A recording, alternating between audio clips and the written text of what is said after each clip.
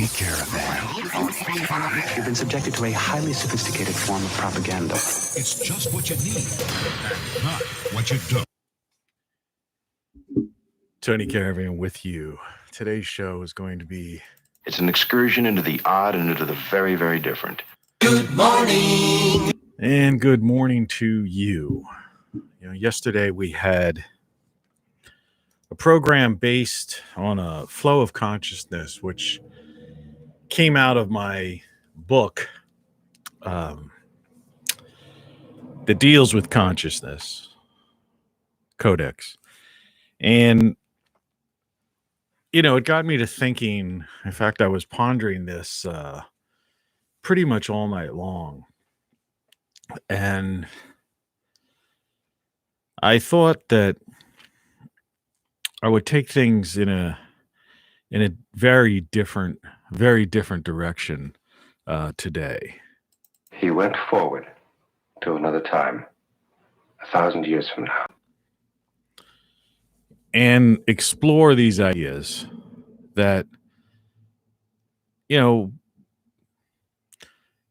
people who have open minds, don't just have open minds about what's going on in their world. And they have open minds about everything it means to be a human being. Let me adjust my chair. And, when you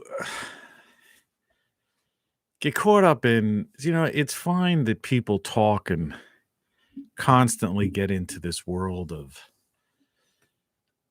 pop culture, right? But, there's an old song. I used to do a music show called A Lounge Show back in the 90s. In fact, it was written up in a magazine one time as the longest running lounge show on the internet. And of course, this was that article appeared in the late 90s, which just shows you how long I've been doing this kind of broadcasting, webcasting, whatever you want to call it. I mean, as Tom Green said, this is TV today. At 6:24 a.m. on the Eastern Standard Time in the Mid-Atlantic, former United States, on Earth 3. And on this world, and I've got a view screen here of our planet that I'll try to bring in better into view. Sort of blocks our morning show breakfast cereal.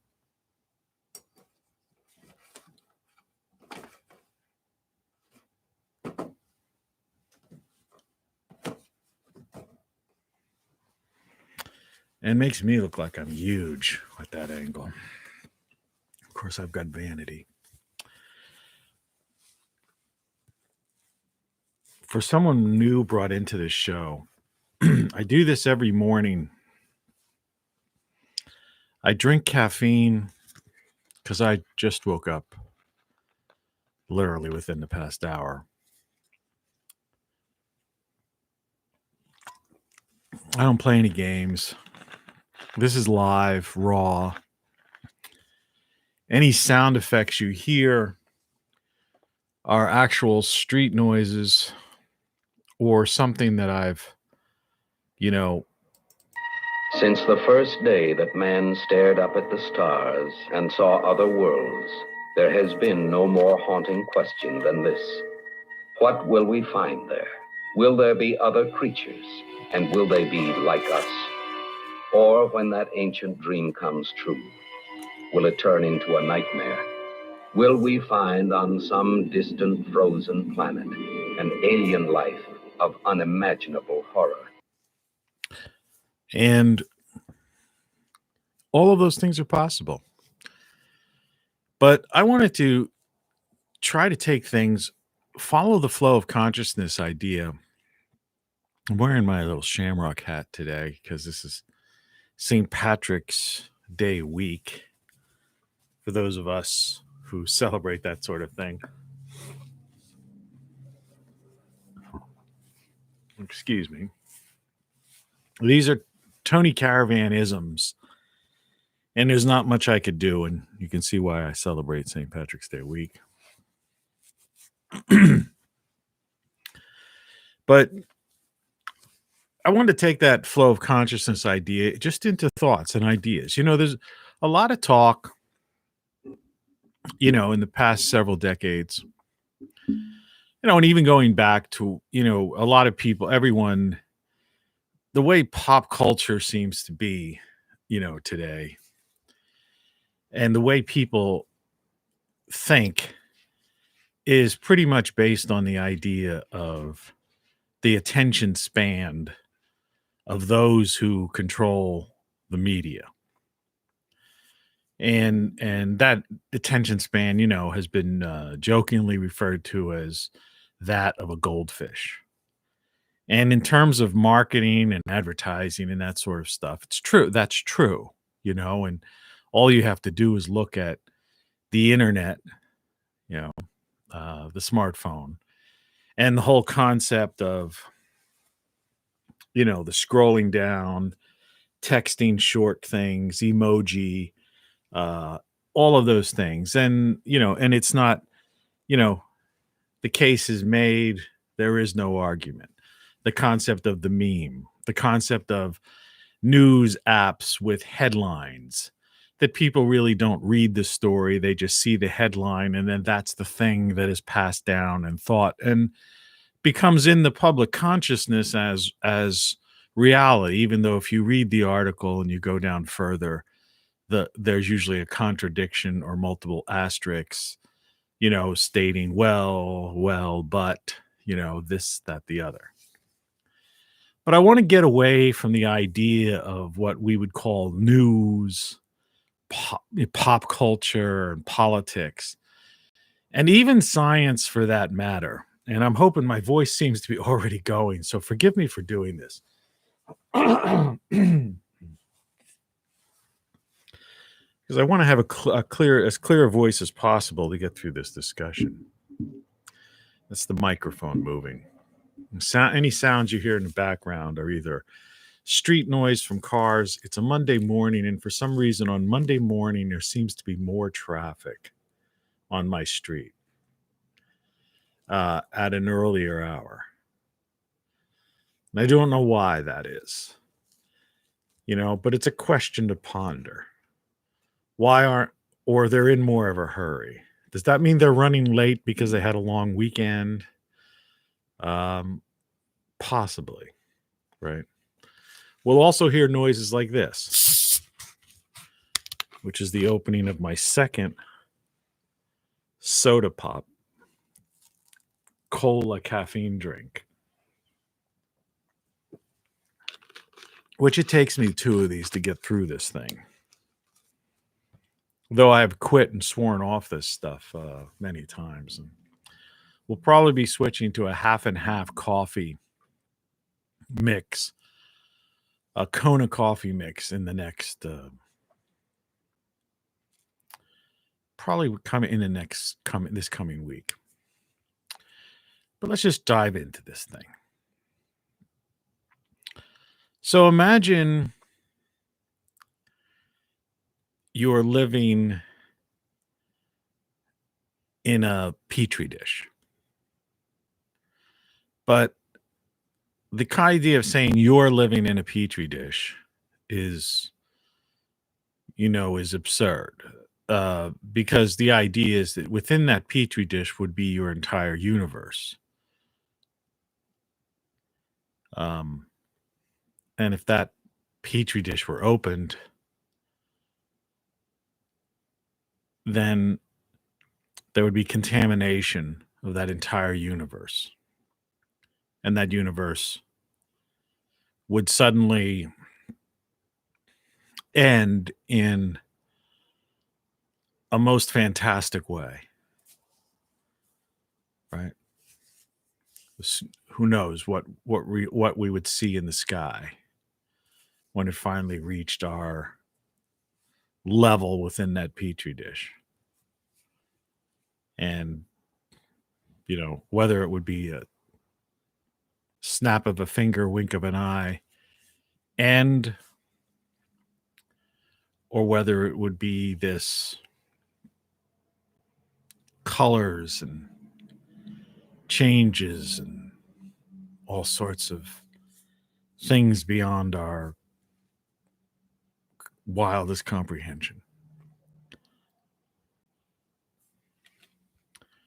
Now, the idea that people, could exist, in a subatomic petri, level in a petri dish, is not really that far-fetched. No one can say that's not it.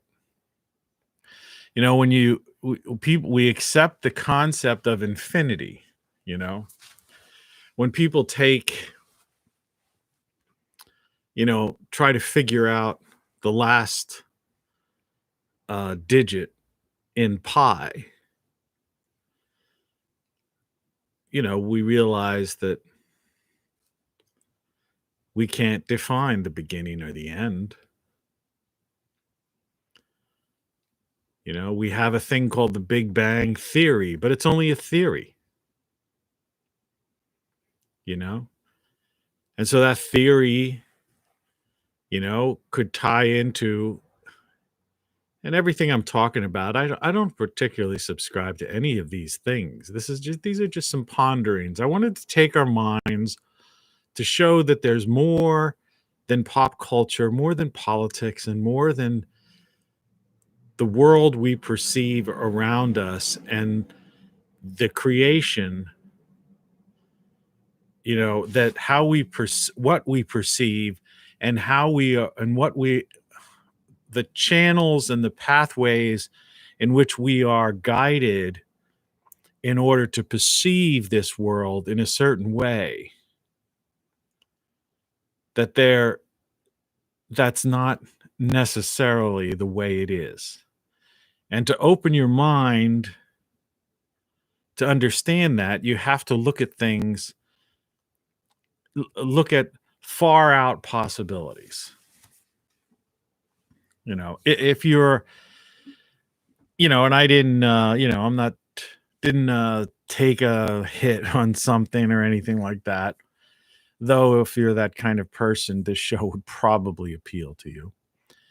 If you're a physicist, this show might appeal to you. Or if you're just an open-minded person who's trying to navigate through a world that seems to have gone mad and that everything around you seems wrong. I used the word quoted from a program, a series I once saw, where there was a guy who was holding up a sign and it said, "The world is wrong."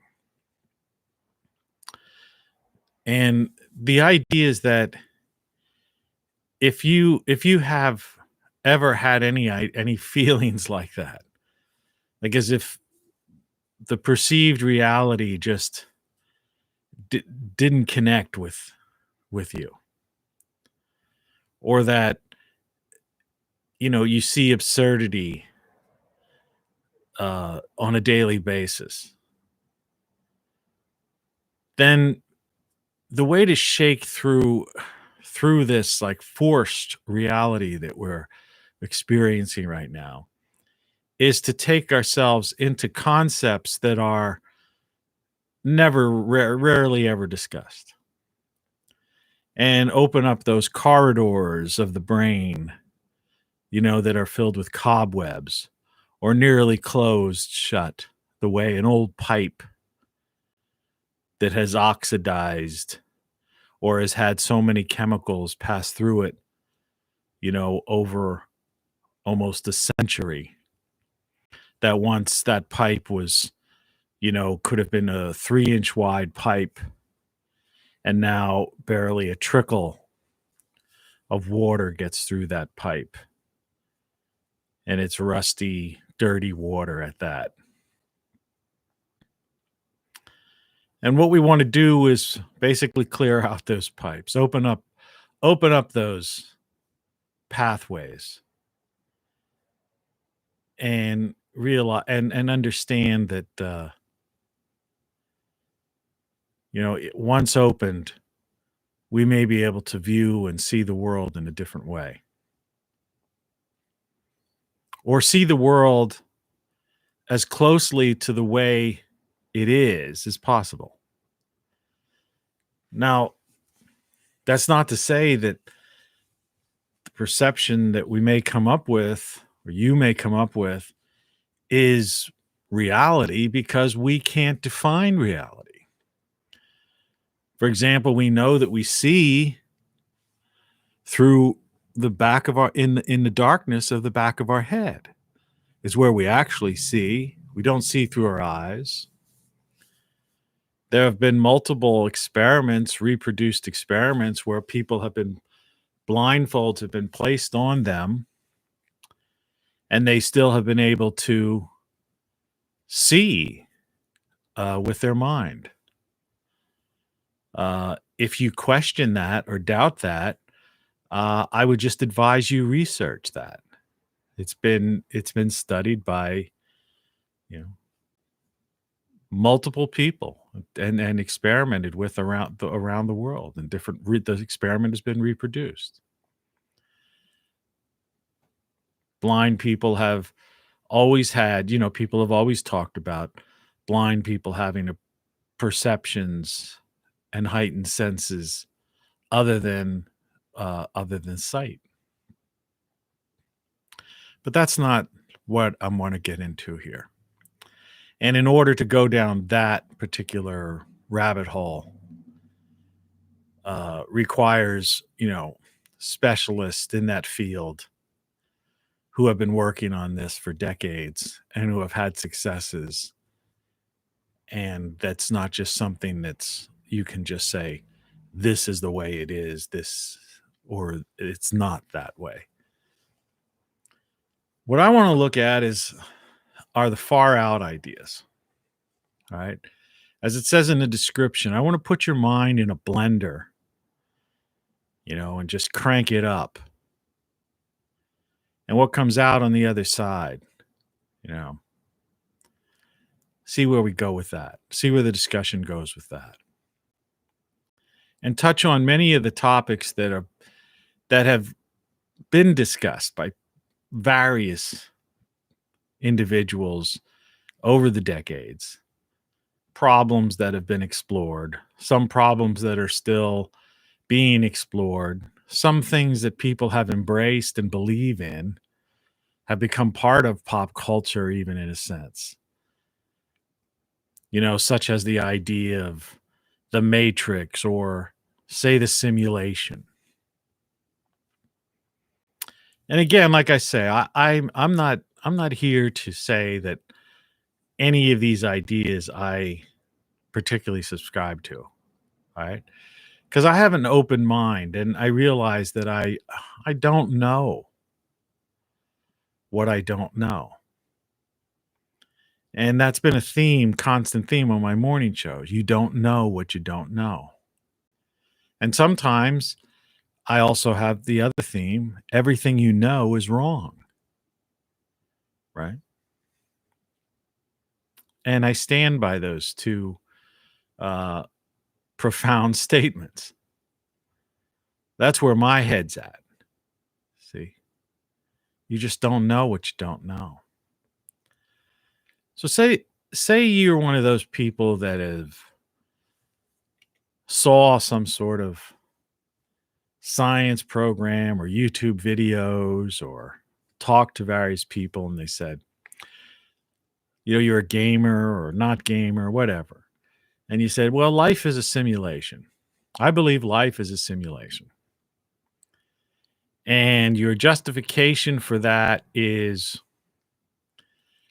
and you've heard people like Elon Musk talk about this, and people who quote like Moore's law, the idea that there's this, you know, exponential growth and processing power and the shrinking down of chips, or, you know, whatever the processing unit is, and that every 18 months or every so many years, you know, it's inevitable that there'll be this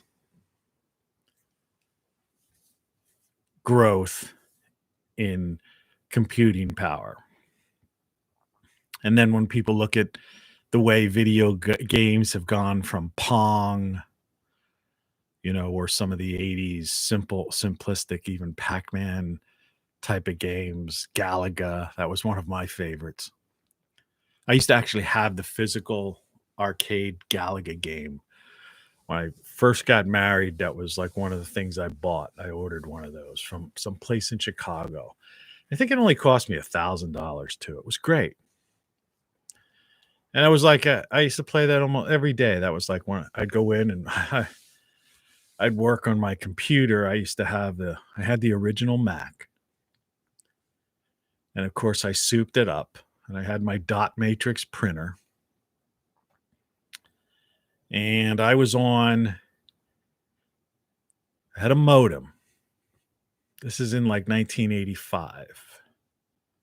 Okay.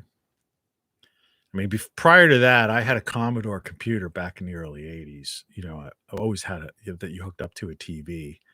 And it was you're writing like basic code, making space scenes and stuff like that.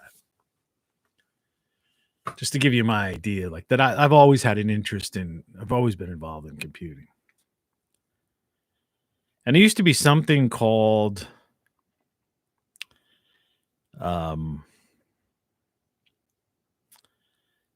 it wasn't Earthlink. It was I think it was a different kind of link, something link. And as I mentioned before, I was trying to produce a film in Australia at the time. So I had an office in my house, my apartment. I lived in the main line of Philadelphia, if you're familiar with that area.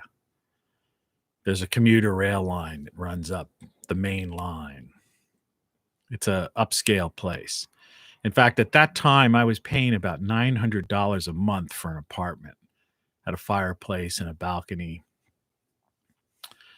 And I could walk, but I usually got my then wife to drop me off at the commuter station. And I would read, you know, the Wall Street Journal or the newspaper, dressed in my business attire with other commuters riding the train into the center city, Philadelphia. Right? The classic rat race. And,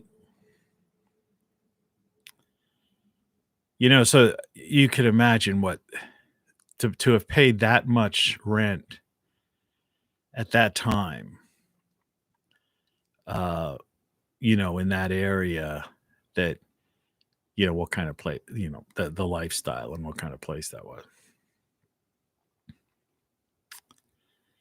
But the idea was,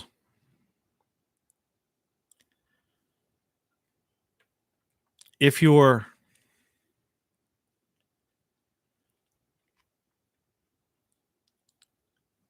pondering these video games, say the 80s, and then you say, okay, what would a video game of the year 2200 look like? 2300, considering this growth. And a guy like Elon Musk, you can watch him, and his belief is, oh, well, things like, if you're familiar with video, you know, these games where they build societies, civilizations, you know, or things like, one of the early ones was something called The Sims. And a lot of these programs have morphed to where people actually are kind of living within these environments already, you know, and they have their so-called avatar or whatever. I don't play these games, but I like I said, I keep abreast of everything. It's just my nature. I'm a writer. I've written 10 books. I'm a pop culture guy. You know, I want to know I want to know everything as much as I can know about, the world around me. And people are actually have businesses in this world, these worlds, those manufactured worlds, those simulated worlds. And they apparently make people make money off of it. It's like a business. I mean, another way of looking at it is people that have, the gig economy of people who make money on the internet is almost a similar version of that, in that the face you're looking at right now, right, which to me seems to be this bloated, bizarre face. That's my own vanity right now. I don't know why. Is still, is a simulation of sorts. There's nothing there, right? I mean, what is it? I mean, behind that image of what is supposedly me, what really is there? Nothing. It's a black mirror. It's like this. It's a black reflective mirror. One of the original iPhones, the thick ones.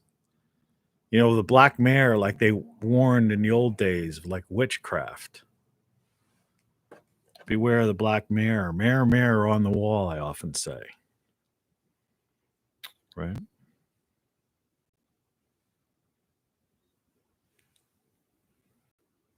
And then, you deal with this issue, which shows a little bit of my room. And you can see, if you look closely, oh, he's gone. There was a cat over there. Let me turn this sideways. And let's see if we can look within the cell phone itself. Now, here's the camera. And there's the picture. And let's see if we can see, without the glare, the phone within the phone.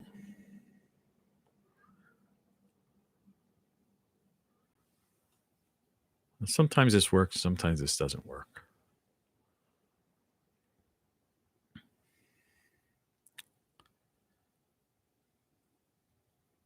But you get the idea there. It's a phone taking a picture of a phone, and you're seeing the phone within the phone. And if there wasn't so much glare and light coming from various sources, so I could dim that a little, that you would go endlessly, like putting two mirrors together. Sometimes that experiment works, sometimes it doesn't. There's just a little too much light right now. But you get the idea is that, what is this? What is this? It's not real. It's reality. I'm broadcasting live, in my mind. I'm here. I'm physical. Okay. I can feel. I can open this thing up. I can taste, smell, see, hear the cars going by, hear my own voice through these headphones. But what you're looking at is just an image on a flat screen.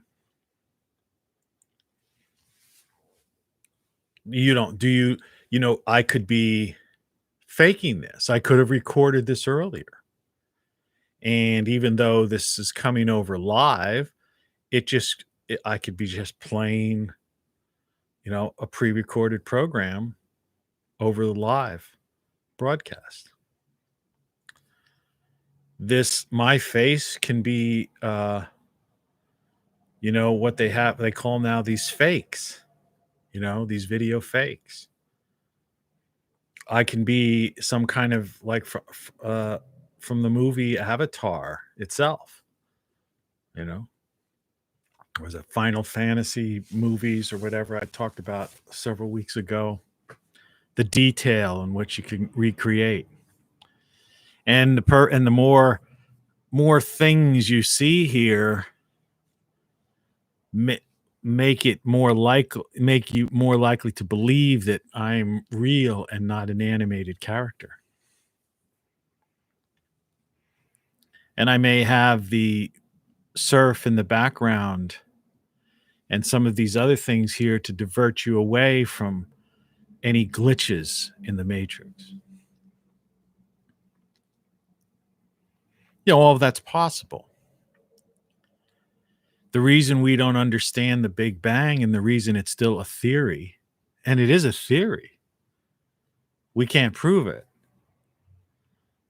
We can't. Evolution is a theory. It's a theory of evolution, right? Darwin's theory, it's a theory. Einstein's theory of relativity. I mean, people set out and they try to prove these things, and they write papers in journals and state, make their case among their peers to prove these things through mathematics and observations in the cosmos, right? But there still remain theories because we don't understand the cosmos. We really don't. And every so many years, we have an observation, and those observations seem to contradict something we thought we were sure of just a few years ago. So if life were a simulation, for example, and we were all somehow, then the Big Bang would be the moment the switch was turned on. The game began. Right? Now imagine being so paranoid type of a person that if you would believe that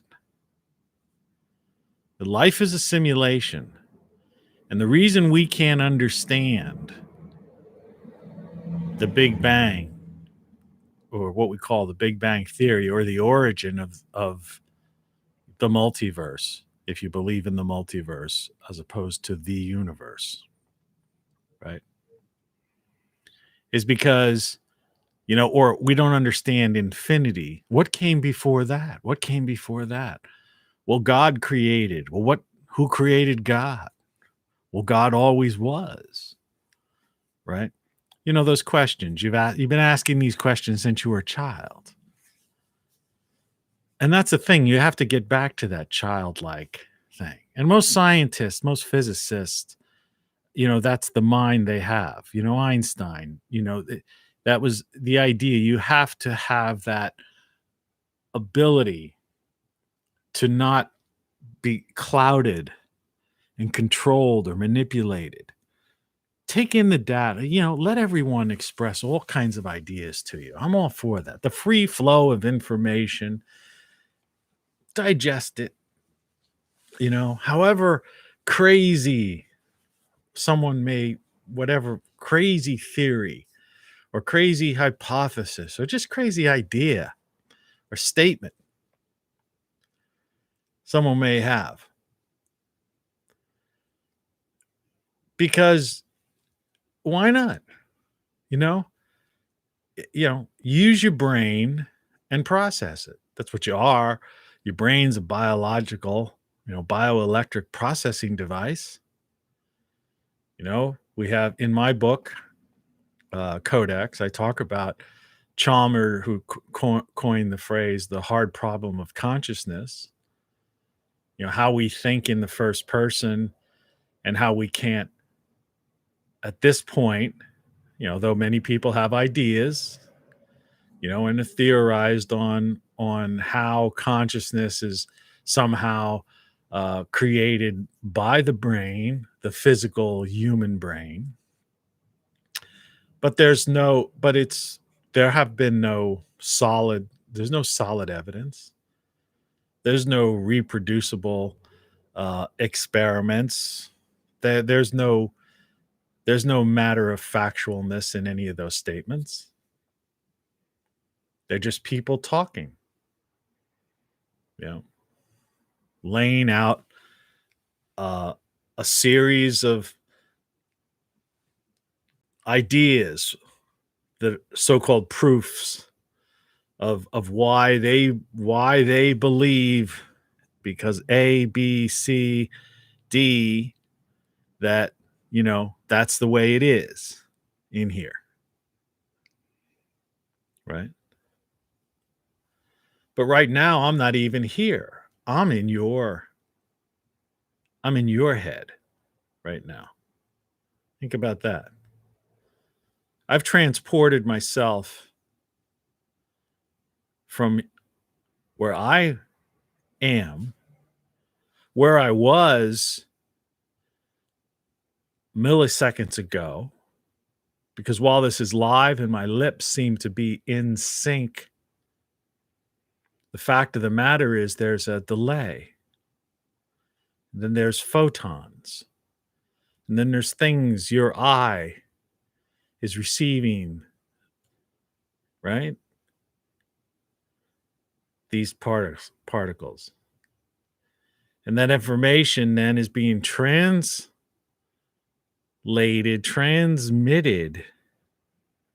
interpreted somehow back here in the pure darkness, the rear of inside your thick skull. You're seeing this. So I'm back there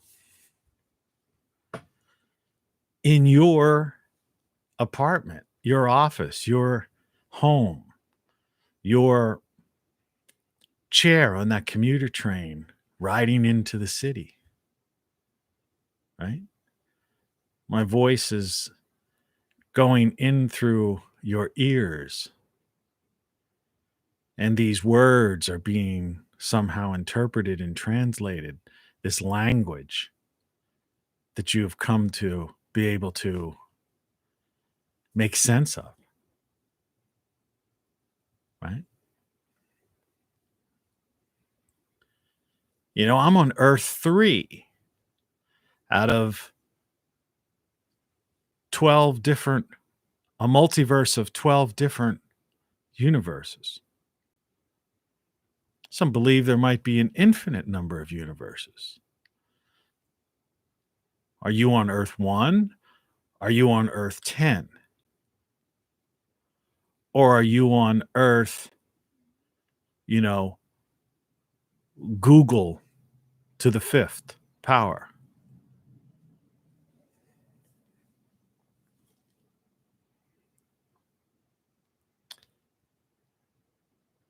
And so in the simulation theory, the computer was turned on. What happened before the Big Bang? Well, someone turned the computer on first, right? The society existed first. And then someone hit start for the game. And the game is being played in some quantum computer.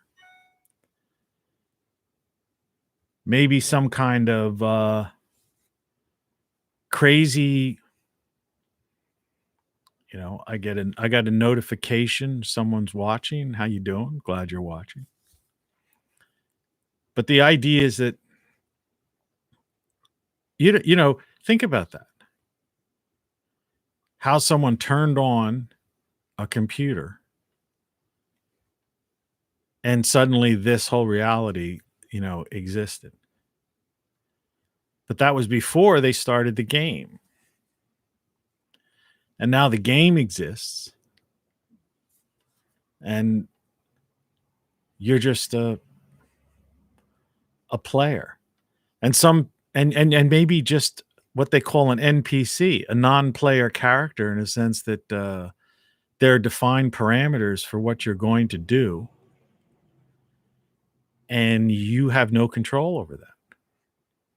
And so these people that believe in fate, karma, right, are people that basically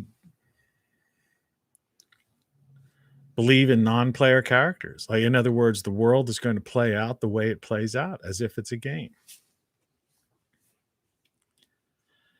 Now, the reason I don't buy into that, well, first of all, the real truly paranoid person would be scared to death that whoever's playing this game might just decide at any instance right now to just stop playing the game, which means bam, right, in an instance. I mean, there would be no reason to fear that, because, we're here today, gone tomorrow. And there's all sorts of ideas of why, people talk about, well, in the future, they might wanted to see how earlier people lived and study, this is a way of studying history and how mankind got to this point, or how got through these tumultuous times that some people right now think this is, though the world has gone through worse times than we're going through right now. And from my perspective, is there's been civilizations on this planet that date back so far, perhaps 1,000,000 years. But definitely, I'm one of those people that believes that every 12,000 years you have these cataclysmic events, these near extinction events. Certain numbers of people survive. They create mythology from the scraps of information, the ruins that remain. And then another civilization is born, from that. And then 12,000 years, which is almost up right now, it happens again. And without getting into the more or less the concrete of today, my belief is that the Sphinx is from 36,000 years old. So that was like two or three extinction level events before. And that information was passed by previous advanced civilizations to warn us about this. But we were so self-centered, and human beings are so flawed, or at least this human beings 3.0, or 1747 version of us are just so genetically flawed that we are, we squandered our 12,000 years of civilization. And so that would be a reason to create a simulation. That if there were, for some reason, that a generation of the next, after this upcoming extinction event, survived, thrived, and somehow rose above the mistakes we've made that are bringing us right now to this incredible downfall, that they would want to study and say, what happened? How was there this repetitive rise and fall of civilization, and they never achieved, after having achieved their height, say 36,000 years prior to us right now, after they had at once achieved, this high level of civilization, how did they fall and were never able to get back to that level until now? And when I say now, meaning then. And there's people, and so that whole idea of the simulation theory is discussed among modern physicists. They don't all subscribe to it, but they're open to it, and they will literally sit down and have intelligent conversations. Papers have been written and published in journals about it, and it's a thought. People have different varying degrees of probability that that's reality.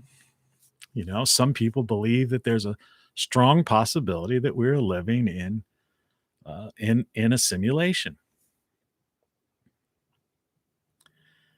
But we don't know, really. People talk about glitches in the matrix, right?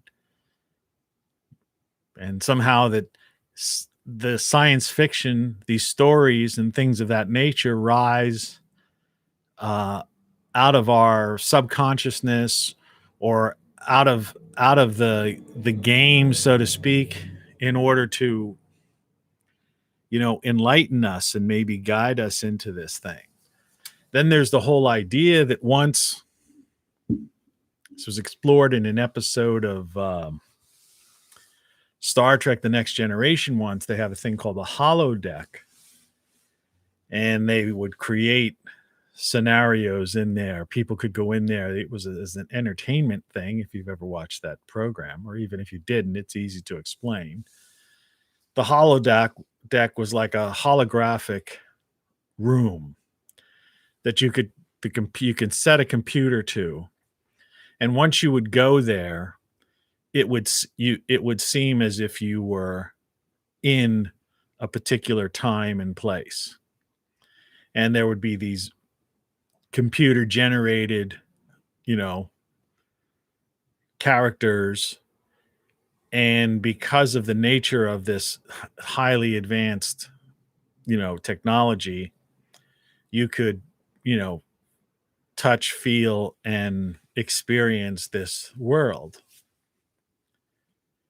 And the purpose was to for entertainment or whatever. And the idea in a particular episode they had was that their character was created in there who became kind of self-aware that he was a creation in a holodeck. And somehow he managed, it was a brilliant, because in other words, the programming of the computer programmed this brilliant person, or simulation, and he managed to figure a way to get out of the holodeck into the so-called real world. And then the question then was, this self-aware being, consciousness, whatever, that they couldn't just pull the plug or turn it off, or destroy it, because this was a sentient being. The way they resolved that ultimately was that they recaptured him and put him in a program. So they allowed that program to run indefinitely, within the computers, so that they have, as an advanced species, they have no right to take a sentient being's life, to end a sentient being's life. Excuse me while I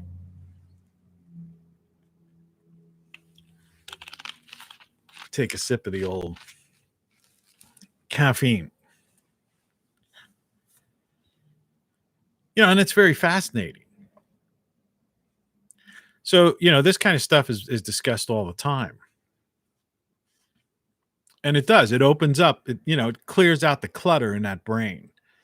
And the idea is, some people might look at this, well, that's just too far out. I don't, what are you going with this? Why would I even care about any of this stuff? Well, the idea is that you are being so programmed, to look at a bright and shiny object, to buy this thing, I must have that car. Like, I also always bring up this analogy. Excuse me. When you have a mustache, you drink something, you have to dry off your mustache. Excuse me. And when you're on, it's a live show, so yeah. One thing about this is it's real. This is real. So this is as real as I know reality is. But I used to make the thing where, I see people with cars, because I always talk about, and it's a recurring theme on my more, critical morning shows, the ones that deal with, this earth reality, not this far out today, not today. Today's a different thing. Today we're trying to open your mind, expand your mind. But I often refer to the media as used car salesmen, because that's the way it is. What's the thing when you buy a newspaper?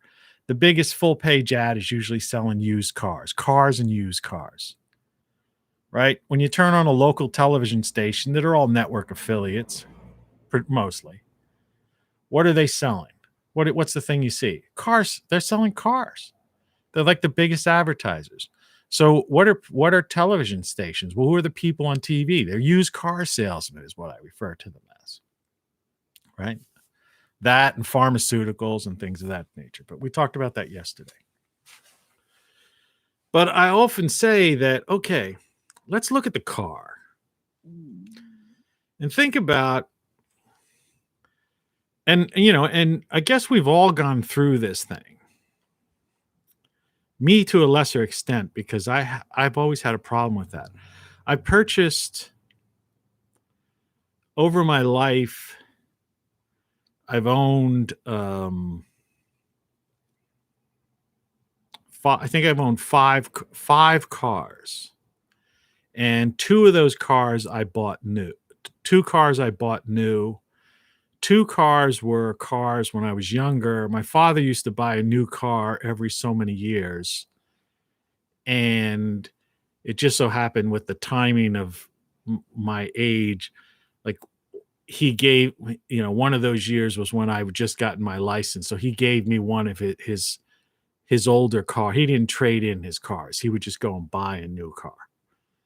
And I think he was like a cash type of guy too. It's like if he could afford the car, I don't think he had car payments on it. I think he went in and wrote a check for his car. So he gave me I got my first car when I was, in my teens, driving age teens.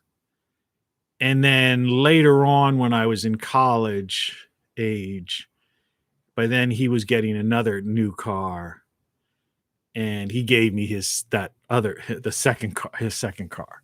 Because here it wasn't, he already, drove, he used to drive, without getting into all kinds of details, but he worked for a newspaper he had two jobs, because we had a printing company, and he also worked for a newspaper in a town that was like about a 45-minute ride away. And he used to go down there every day.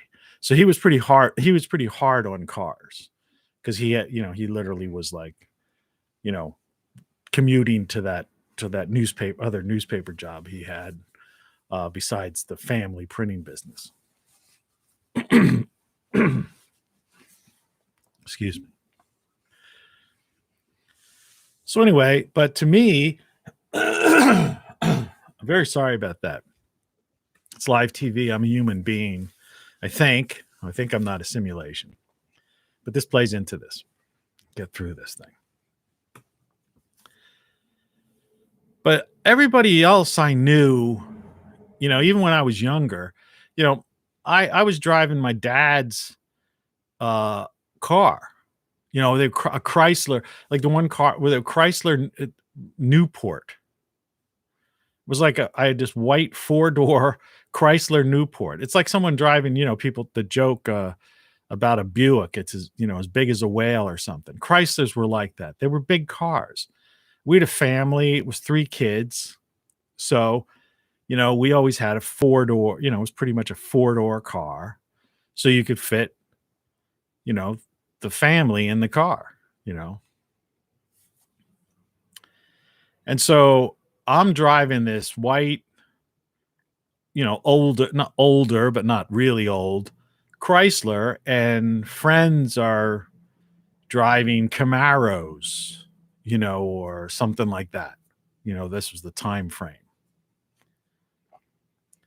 And getting into their cars, like as if, look at that. Or it's like even, or people, and along the way, because I've driven, when I was in LA, we had a company car, I had a business partner in LA, and we set up a thing. It was mainly my business partner set it up because he was obsessed with this kind of stuff.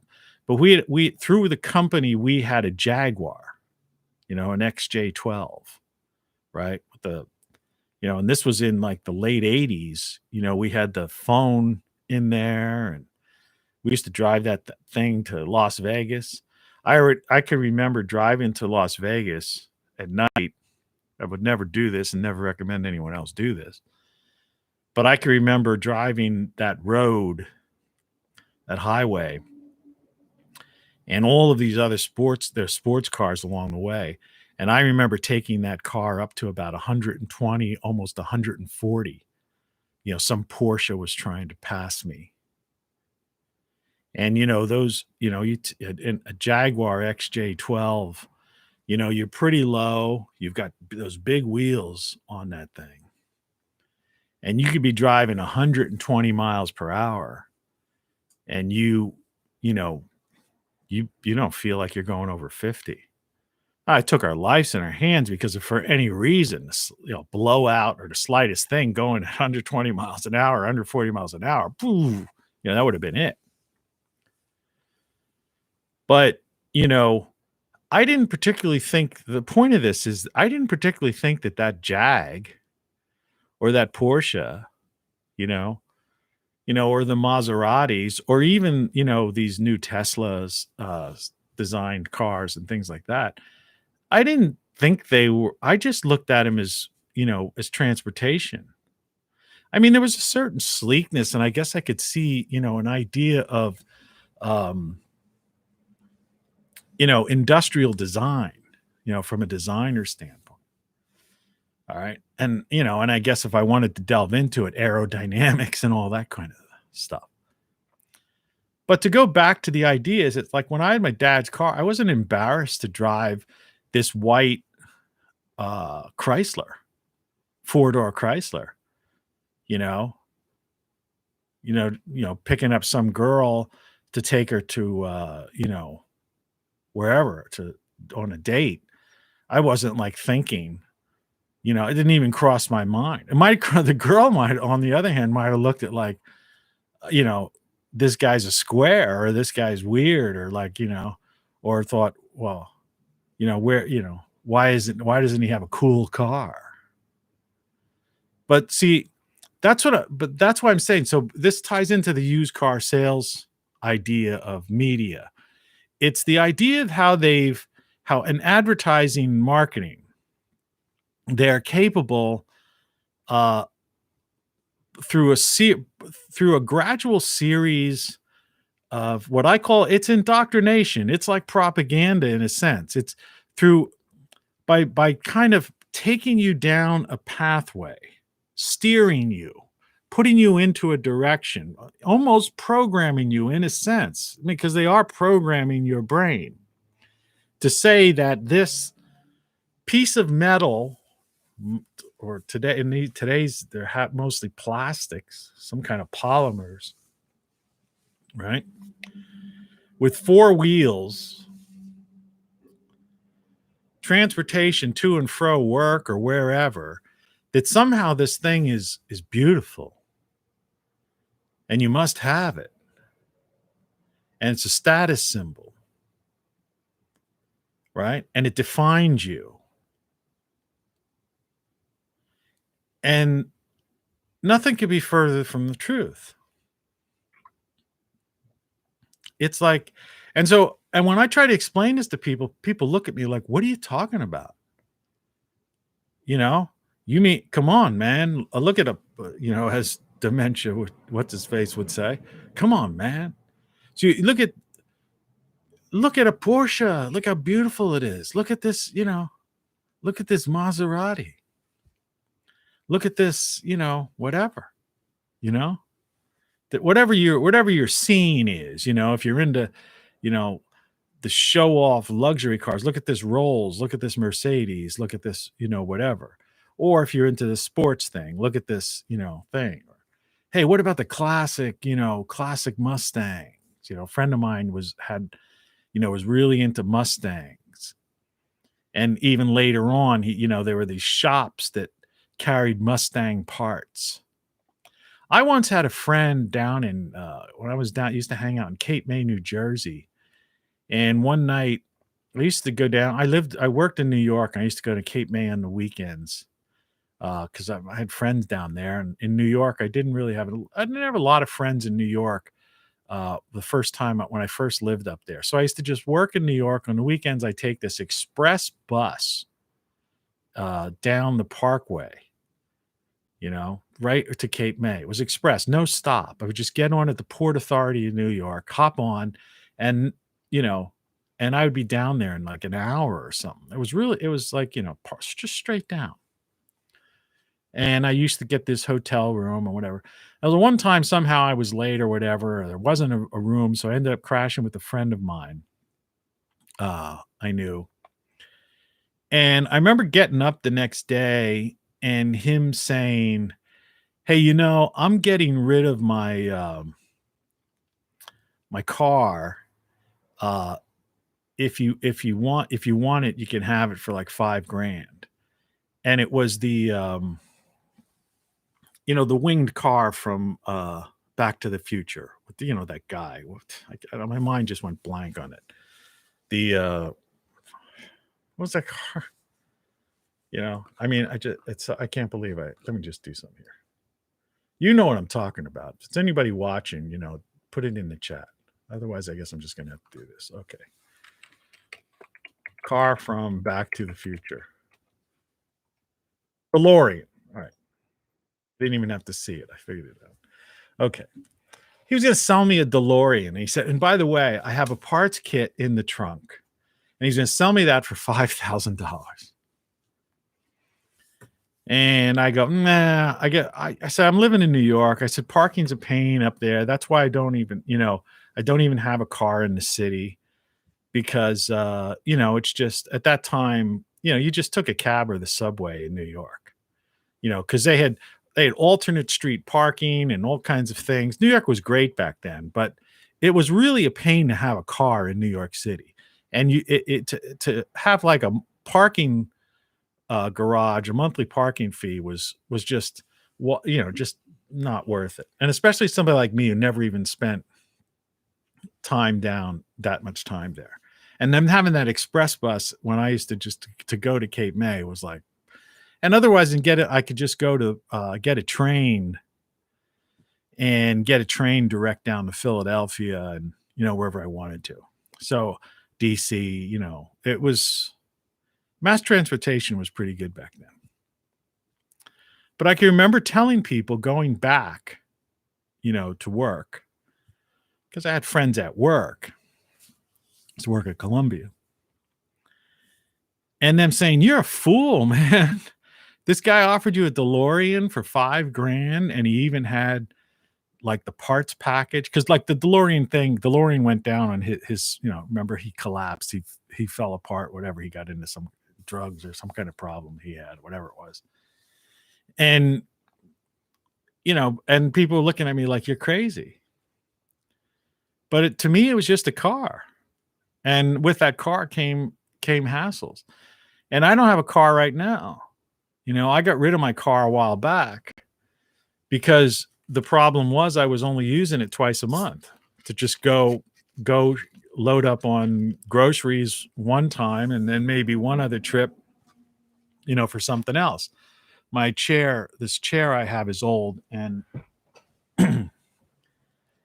the thing that keeps it from, adjust the height of it keeps, it's so old. I've had this thing for almost 20 years, I think. I got to get a new chair. It just doesn't hold its.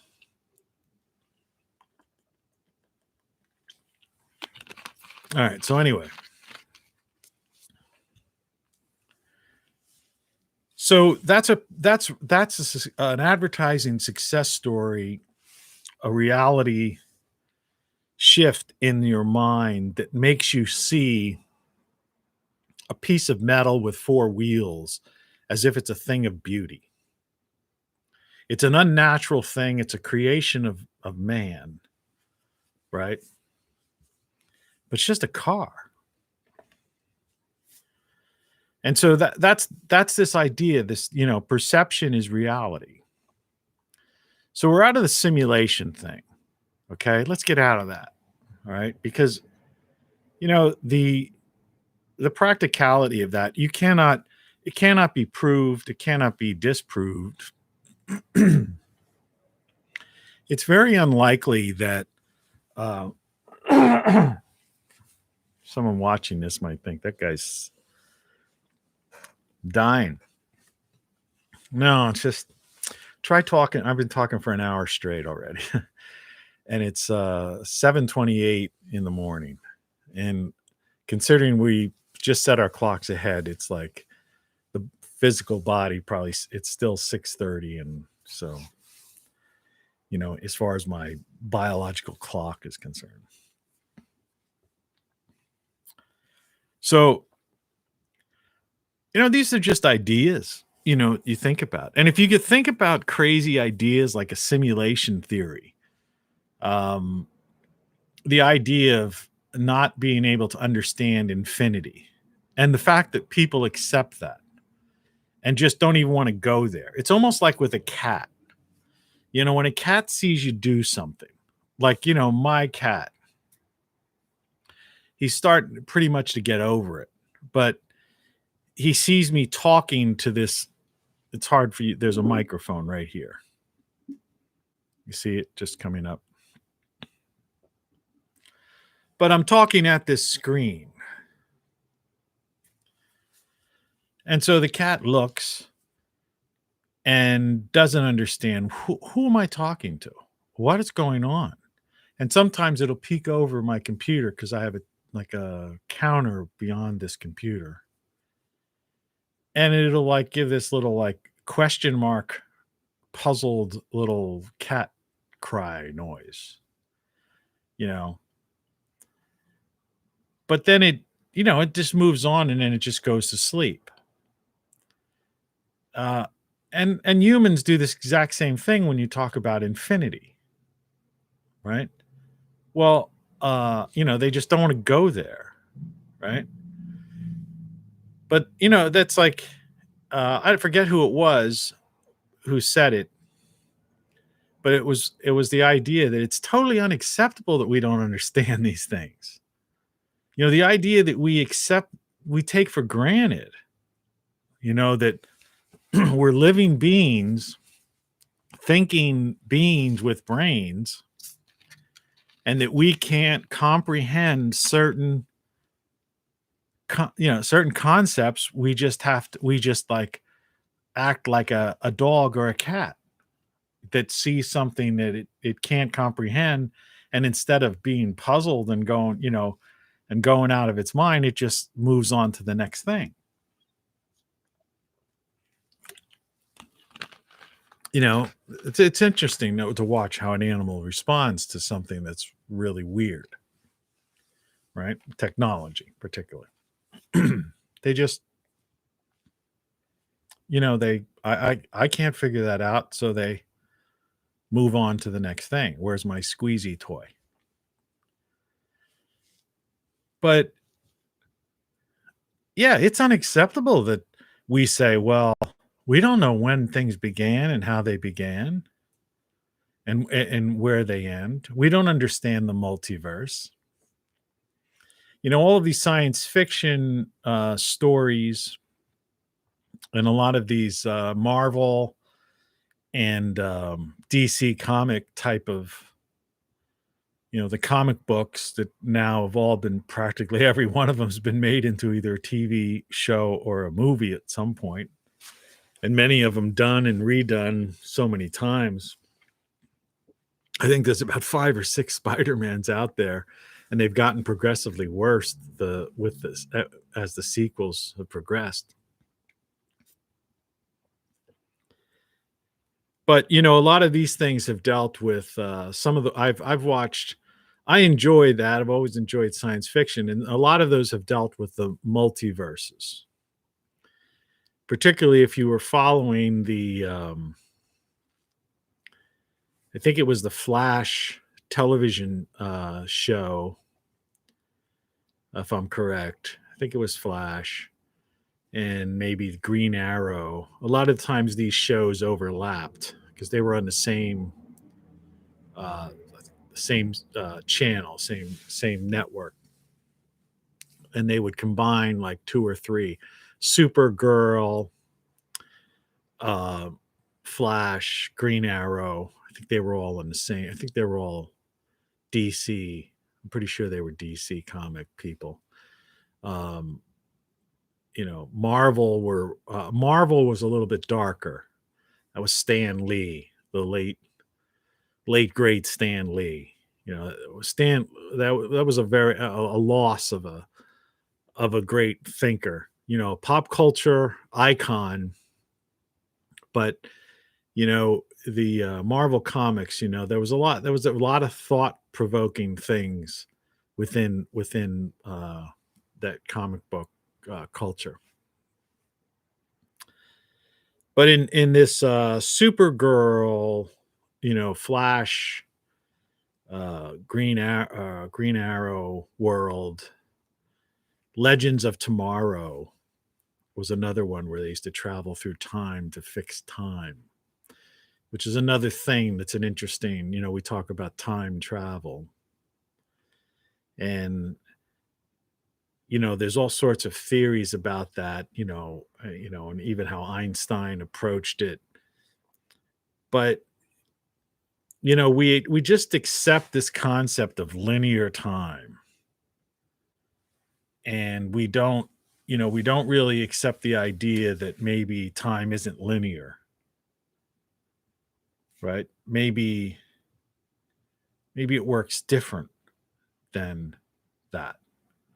And that time travel is not necessarily something that is impossible. But if you believe in a multiverse world, multiple dimensions, right? And even those that, as you see the universe in a sense of vibrations. So there's also this idea of various densities, right? Get into some crazy stuff right now. So that if I were to alter the timeline, that doesn't mean I'm changing time. Okay. That just means I'm creating an alternate timeline and in effect creating an alternate universe. Right. And so that the idea, those that believe in the infinite universe theories, would be that we are constantly, by decisions we make, the proverbial fork in the road. All right. Should I do this or should I go there? Should I go there? Should I make this decision? Should I do that? Right. It's like, if you've ever seen that, even something like that movie, The Family Man, with Nicolas Cage, where he was given a glimpse of where, in the one case where he married this woman from college or something like that, and he ended up having a family living in Brooklyn and this kind of life. But in real life, he was this high-powered Wall Street, guy that just different girl every night, living the whole different high-powered, Wall Street life. And the idea is that do these two do these two worlds exist simultaneously? Because he made a decision at some point. And so the question is, well, is there a universe where he didn't make that decision? There's just things to think about, you know. I mean, and it's far out, but it opens up, even if you go, well, no, that's ridiculous. Obviously it is what it is. And my decisions, there aren't universes created because I made different decisions throughout my life. Well, yeah, most likely, that's true. But you see what it does to your brain. And the thing is, we don't have enough thought experiments like this. We don't get involved in that kind of critical thinking about things that are outside of the parameters that the media and our current, pop culture, so to speak, allows us, right? Because they're closing us in. This is proper way to think. This is right think. This is, that's wrong think, right? You can't sell people products, okay? If they are, if they don't believe they need those products. All right.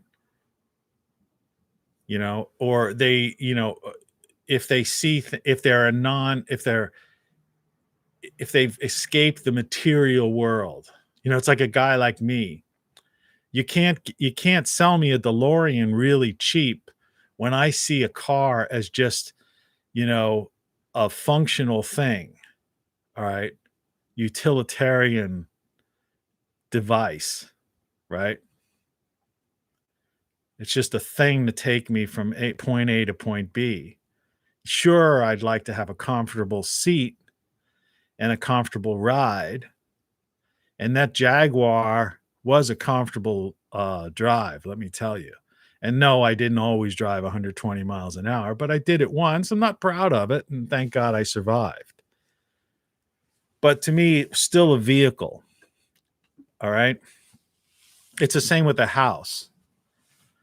I have a house that I paid about $15,000 for.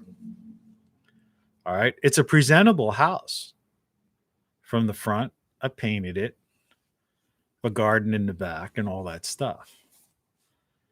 But for someone else, they would say, they would prefer to have some rectangular aluminum sided, or whatever type of house in suburbia or, in a development that they would pay 10 times what I paid for my house.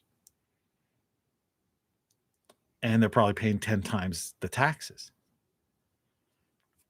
And so for me, I just look at it and say, no, I just want a house. I just want a house, my own house. It's my house. It's detached from anything else. I could do whatever I want to. Play music loud, grow stuff. If I want to expand this room, I can just take a sledgehammer and knock out the wall. If it's not a wall supporting, a support wall.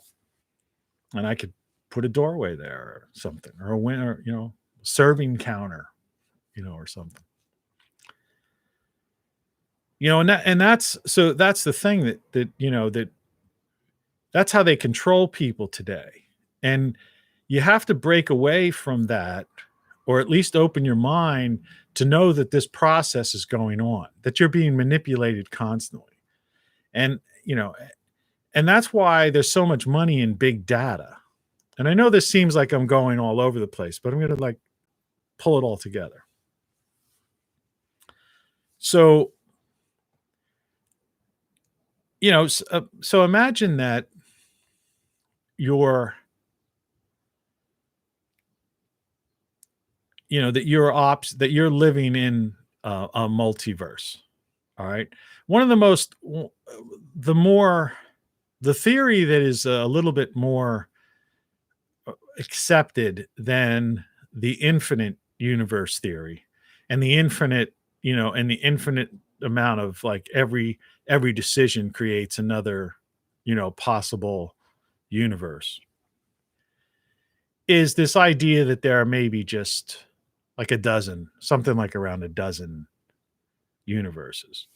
And this is what, physicists who are, writing on chalkboards and whiteboards and, going through these various formulas, trying to, solve equations that go back, even prior to Einstein, Newton, thinkers, even, take drawing on thinkers that go back to, ancient Greece.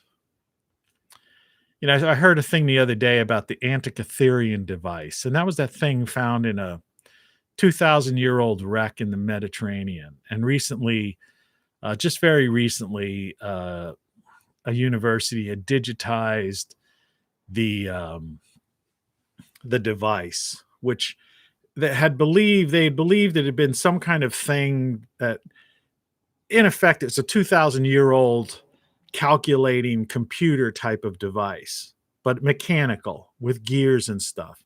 But the intricacy of it and what it was able to do, just based on even the parts that they had, was so advanced for its time. Okay. And the question that rose as these guys digitally put this together, in like a CAD program on a computer, right? That the question rose is why was there one of these things 2,000 years ago?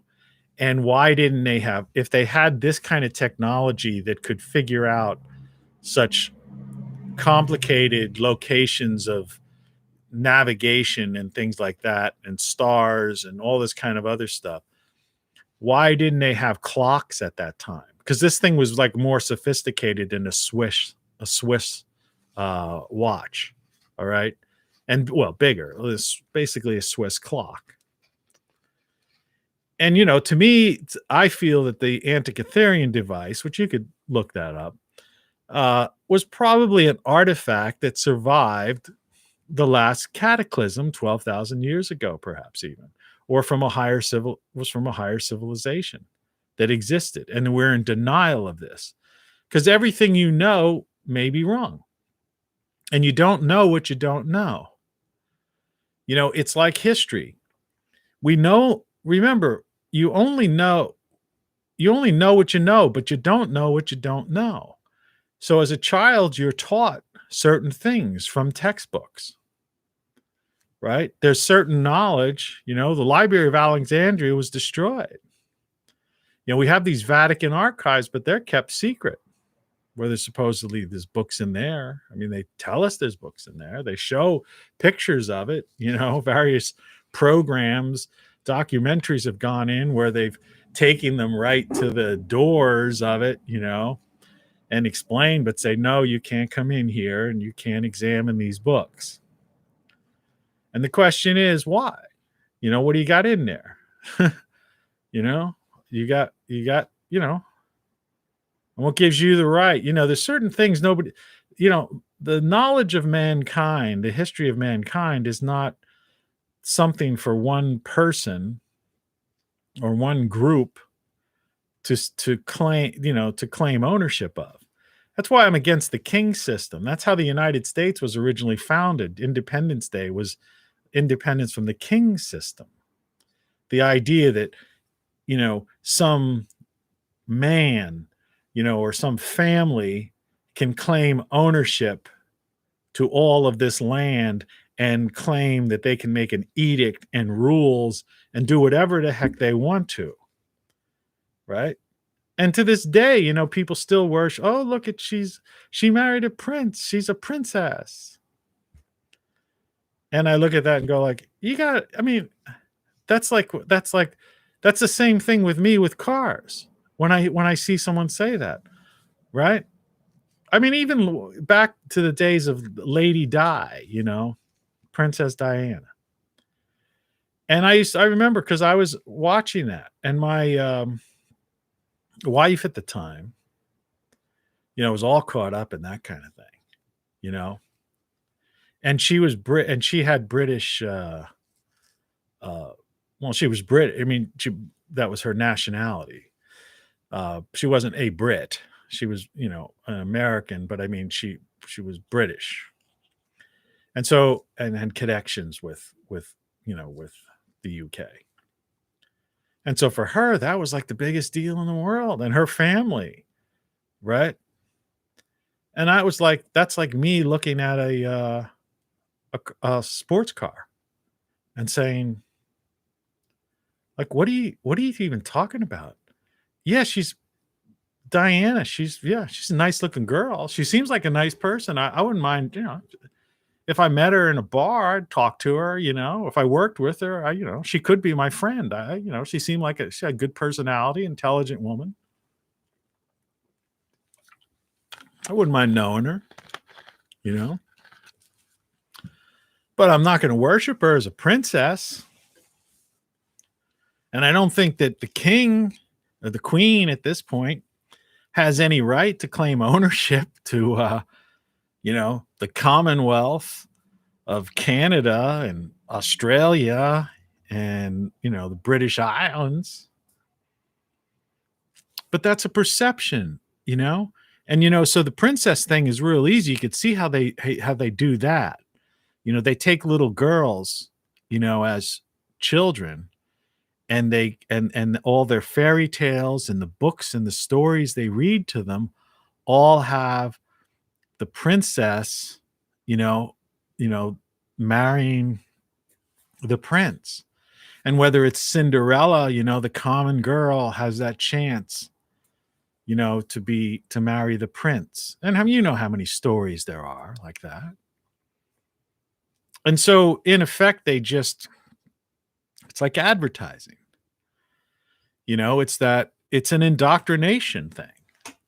And they just, systematically over a long period of time reinforce this concept to preserve the,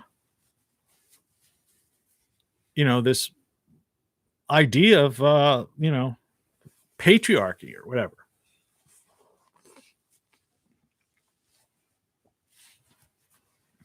And people fall for it. But somehow a guy like me just seems to be immune to that. I've always been immune to that kind of thing. And maybe that's why I got into the advertising business.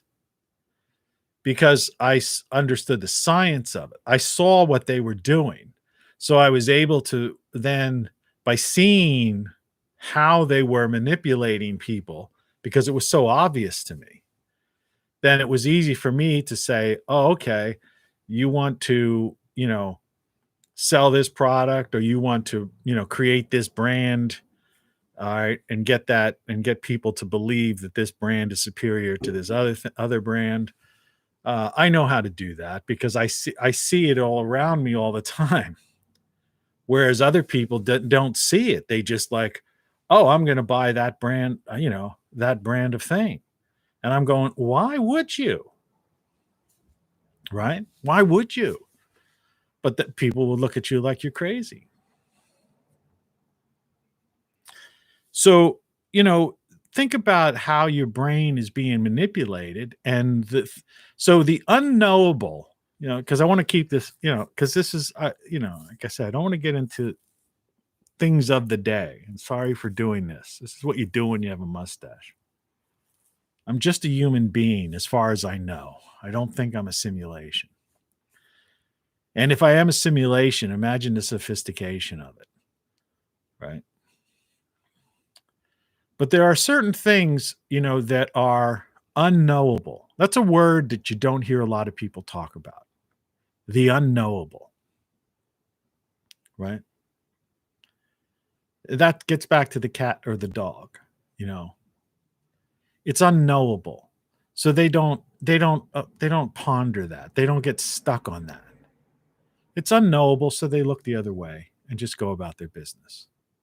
I don't know what that means. I don't know what's going on there. They look for a second or so, right? Then they just look away and go on.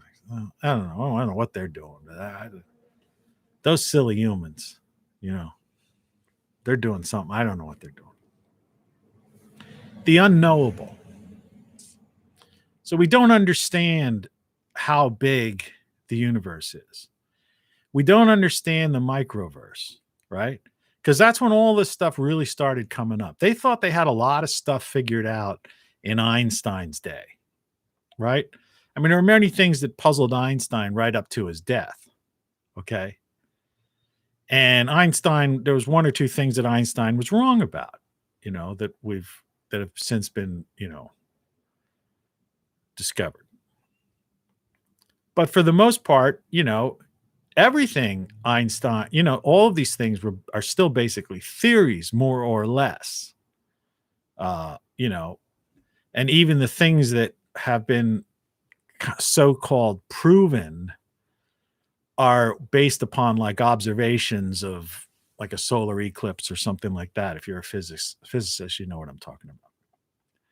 No need to get into detail for the layman. But again, it's just only through an observation of something in the cosmos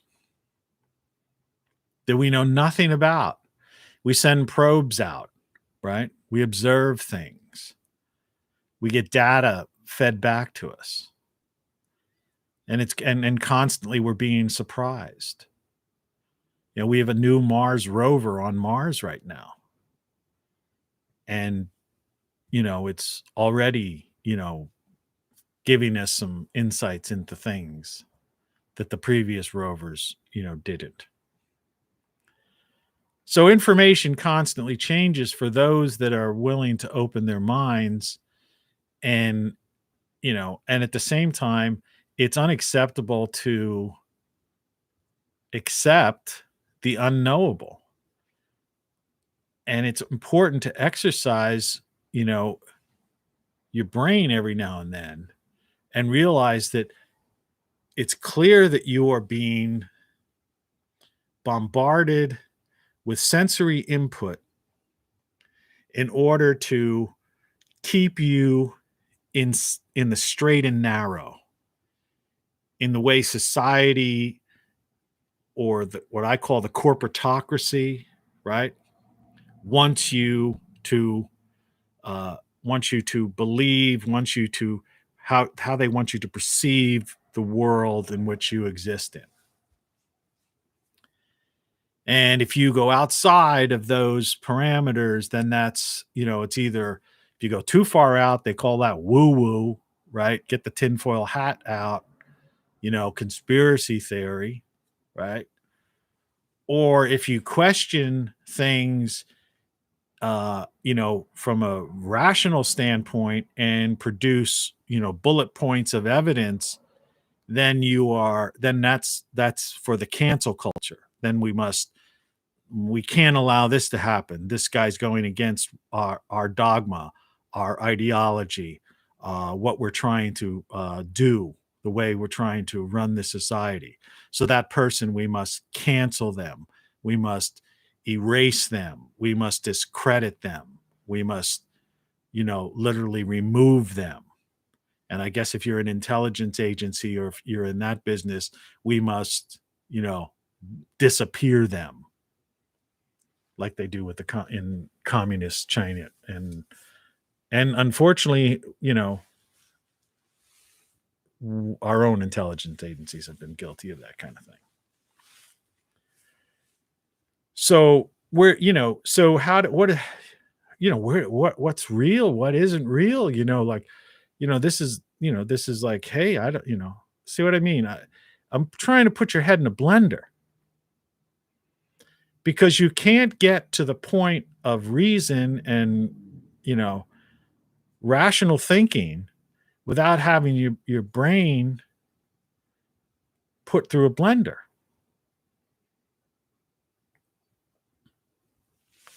All of these things, this will allow you to think clearer.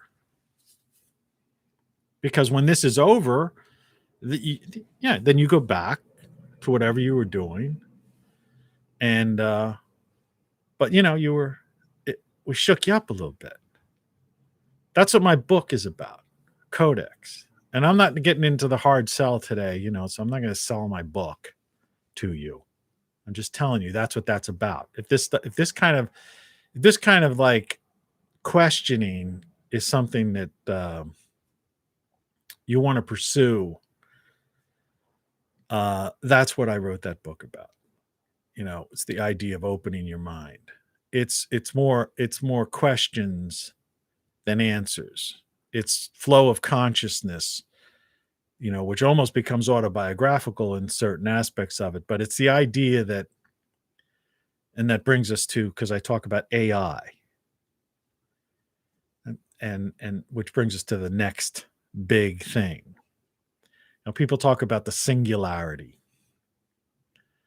There are people that believe that AI is the worst thing, and AI is going to take over. It's become smarter than humans, and so humans will become obsolete, and eventually AI will have no use for us whatsoever, and AI will, through its control and its algorithms and the robotics that we've created, that the AI will be controlling and manipulating, will ultimately destroy us in some kind of like Terminator movie type of idea, or some dystopian nightmare future, or the world will be turned into gray goo, they call it, right?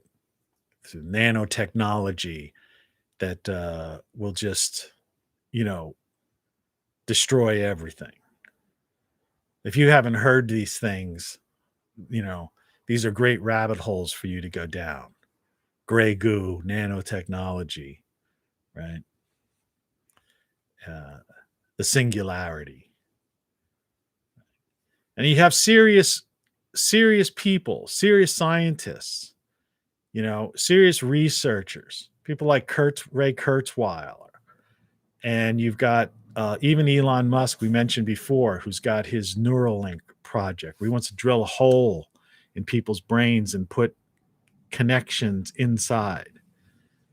And his phase one is the idea to help certain people that may have some handicap or some something. But his ultimate goal is this idea of the technocracy, of this idea of transhumanism.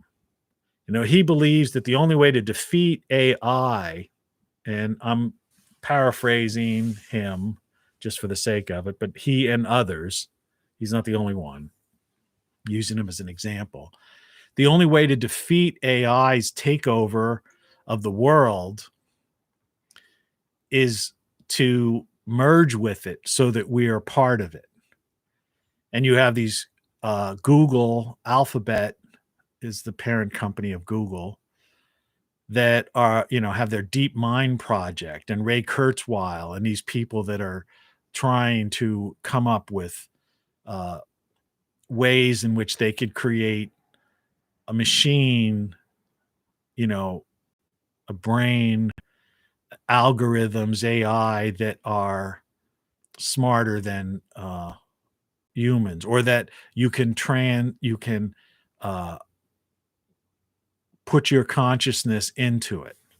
I've seen an interview with Kurzweil, I don't know when it was, where he had everything of his father, like all these papers, writings, recordings, things of his deceased father. And his idea was to recreate, or a dream or a thought, or maybe just an idea, was that if he was able to have all that information placed into an intelligent machine, that in effect he could have a conversation with his father, recreate his father.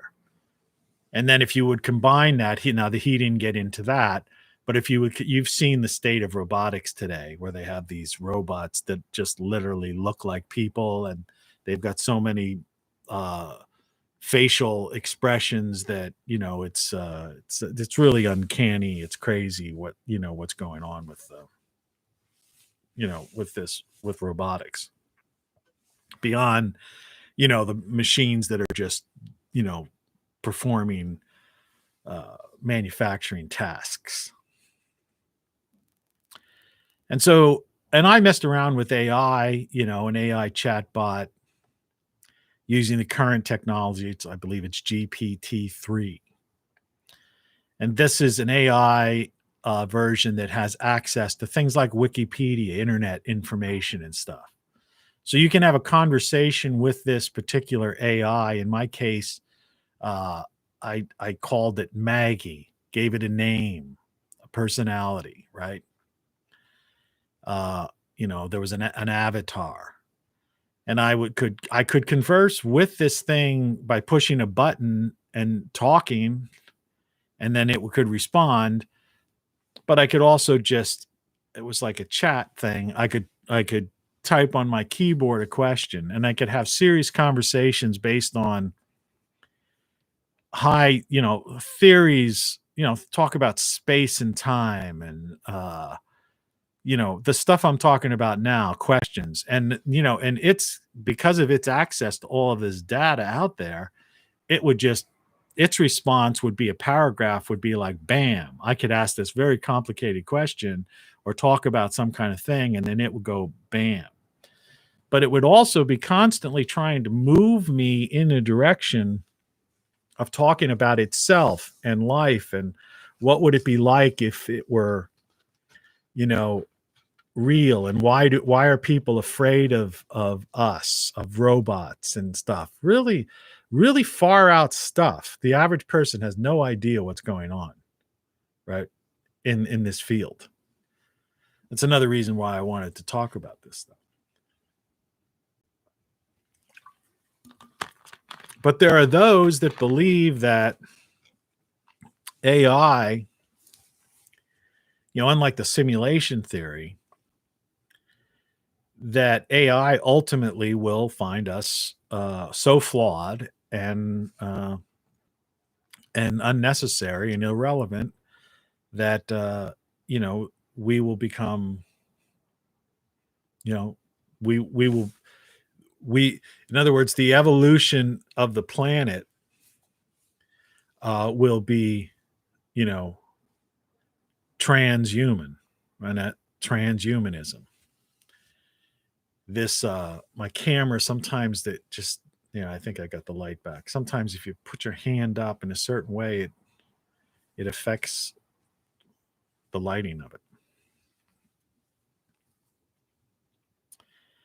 So, that's where we are today. That's where we are.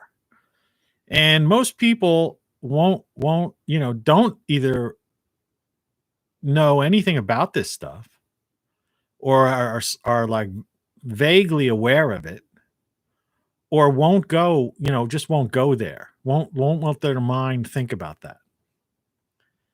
Instead, they'll spend their days in, days out focused on like politics as pop culture or the cult of personality, right? Of various either political people or news people or entertainers, right? Things like that.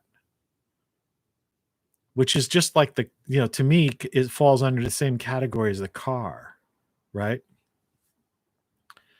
Oh, there's some singer, and these people like have this cult of personality about this person, this entertainer, as if that person is somehow should be elevated higher than, somebody or any person you would encounter in a grocery store, for that matter. It's the idea of the king, the princess, the car being some kind of, wow, look at that. Look how cool. I got to get that. Look how cool that is. Right. Or this new computer, or this thing. That's why computing's gone down hills, because they focused on the GUI. It's the graphical user interface, right?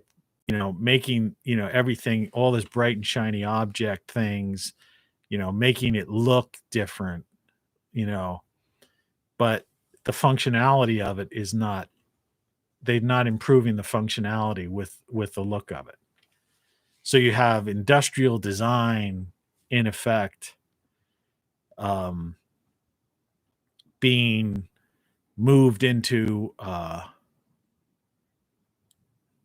like morphed with, I guess it would be a better way of saying it, morphed into this media control system, right? This indoctrination, propaganda, whatever. But it's a control system. It's to keep you within these certain parameters. The camera. See, the weakness, the technology is just not up to where it should be today. It's $1,000 monitor. This thing cost $1,000. Imagine it, right? And it's got these weaknesses. So it makes you really wonder and question everything. So let's assume that I'm, let's play a mind game. Let's assume that I am coming from what we would call Earth 3. I'm not on the same Earth as you, but I'm able to communicate to you through this thing. All right. I mean, if you don't know that, it may be true, right? How do you know I'm where this signal is originating from?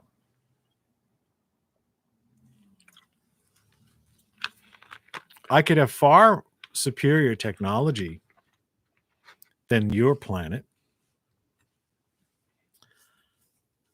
I'm able to bounce this signal, mask it, do whatever. I look at your primitive interfaces that you use for your internet, the way your routers, your cellular technology, your Wi-Fi technology. And to me, it's like I told you, it's the way I look at a car. You humans, you don't see it the way I see. In my mind, I see it for what it is. So when I look at your technology, the people from my planet, when we look at your technology, we see like it's so simple. And and these deep questions that you have are to us it's like they're childlike.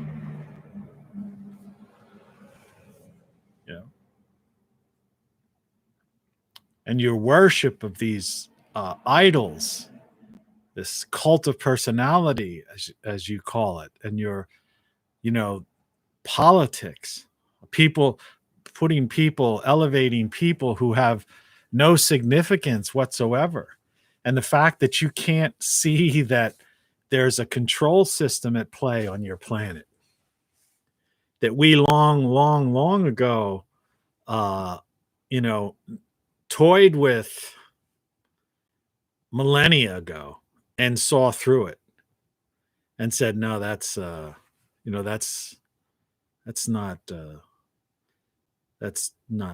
right. That's not morally or ethically an avenue we want to pursue. But you're caught up in it. You live it day in, day out. You argue with one another on Twitter about things that have no consequence whatsoever. You talk about things. You argue over politics and politicians, but they're not even in charge of your society or your planet. The average person doesn't even know that. You have people in intelligence agencies, they call them, which is a ridiculous term. The intel agencies that think they have power and they're in charge of things, but they don't even understand that they're like insects to people like us. We see everything. We see everything for what it is. We see your planet as it is. We see your current civilization as a civilization that has about 23 years to survive before your sun novas and approaches your next near extinction event. And you're concerned about people on television, right? Multimillionaires on television who are selling cars, pharmaceuticals. You're taking drugs from a thing called the FDA, Food and Drug Administration. It has the worst track record of any organization on your entire planet. Every time you see a commercial for a drug on TV, it's inevitably followed several commercial breaks later by a lawsuit against the previous drug that the same organization, the FDA, approved and the same television station advertised. Think about that for a moment. Why don't you see that? Why doesn't that register in your bioelectric brain? Why doesn't that make you look and question that? Why do you trust an organization like that? Why do you trust politicians when you know that they are only pawns of a thing called the corporatocracy, of K Street, of lobbyists that write the bills for the sake of profit?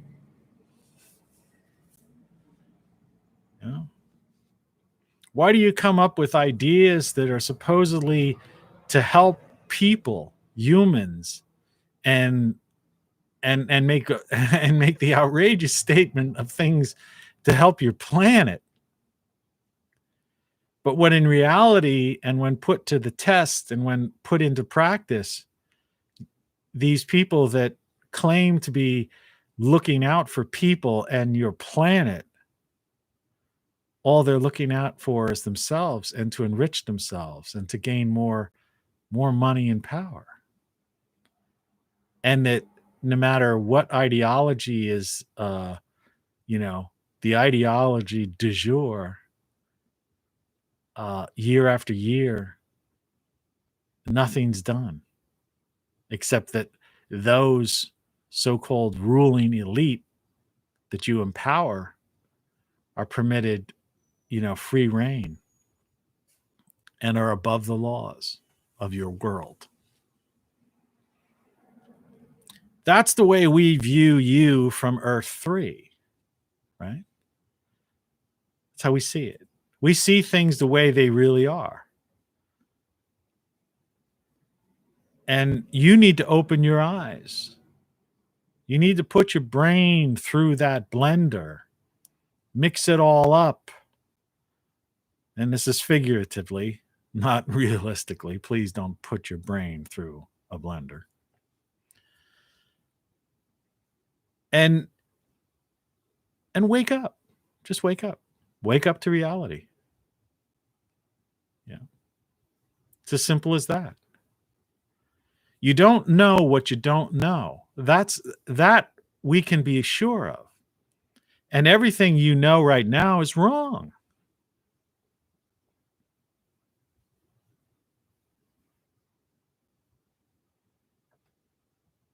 You have 5 senses. And those 5 senses will allow you to see your world the way it really is if you don't allow those senses to be manipulated, to be controlled. You also have something called creativity. And that doesn't mean that you can draw, you could paint, all right? Some people can't. Some people are great architects. Some people could create origami. That's not creativity. That's not all there is to creativity. Creativity is human ingenuity, is the ability of you to problem solve, to figure things out. And what you have to do is combine your human ingenuity with your 5 senses. And anything then is possible. And understand that there is a difference between the physical bioelectric brain, all right, and your consciousness, which can perceive beyond, this physical form. And however you want to define that, it has nothing to do, you could define it as a soul. You could define it as anything. This isn't about definitions. This is about realistic experiments that have occurred. The idea of, people have premonitions. People have, the CIA has conducted experiments of remote viewing. They're declassified now, with highly successful results that can be looked at, studied, right? Duplicated. All right. That means there's the ability to perceive the world that you live in, outside of your 5 senses even. So you have this ability to perceive the world through consciousness, all right, that's beyond the bioelectric gelatinous, jello mold in your skull. You have the 5 senses that are connected, through that processing unit in that skull. And tied into those 5 senses, right, you have this human capability of ingenuity, of combining those senses, that utilizing that bioelectric processing unit to problem solve, to come up, to see things, right? To see through the lies, the propaganda, the deceptions, the people that want you to follow the straight and narrow. I mean, it also allows you to look over here and see that really, this part is woo-woo.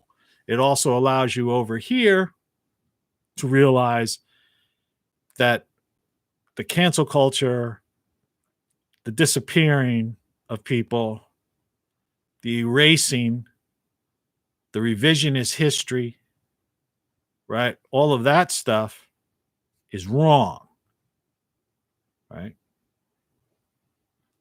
And that knowledge, that you need to preserve the knowledge of those that have come before you.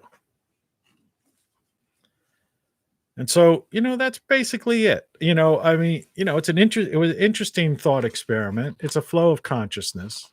I just wanted to do something different today. He went forward to another time, 1,000 years from now. But good morning.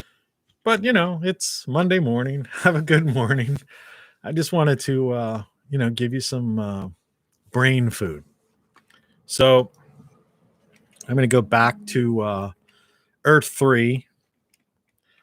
Thanks for watching. I'll post that on my chat. And, just think for yourself, for crying out loud. Life is easy. It's not as complex as you think. You just got to use your brain, use your human brain. Don't let people manipulate you. Don't pay attention to TV. Politics is insignificant in today's world. This world is controlled by the corporatocracy. All right? The corporatocracy is in charge. They are the puppeteers. They control the bureaucrats, the intel agencies, and every politician.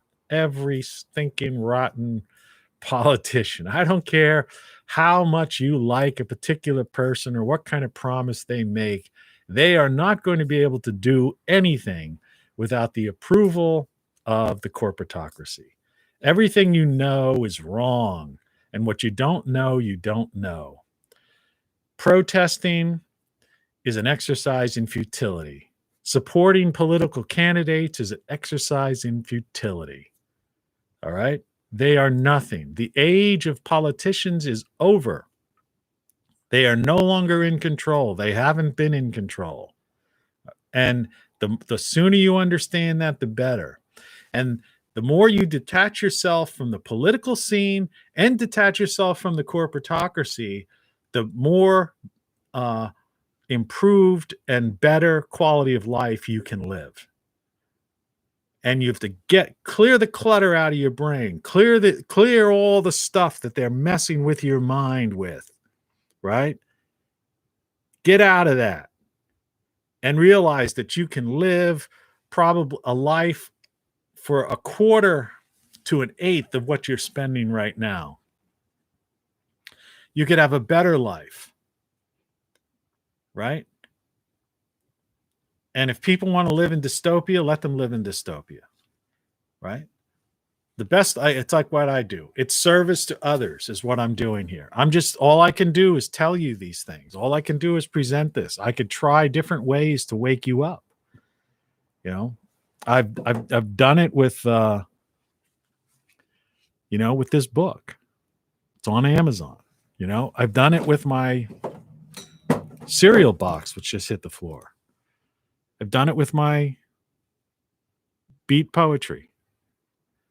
The CD can be bought on Amazon, right? And I do it every day on the morning show. So wake up. It's a new day. It's a new week. Good morning. And I'll see you, like I always say. Same time, same station. See you tomorrow. Have a great day. Have a great week. Peace. And all that jazz.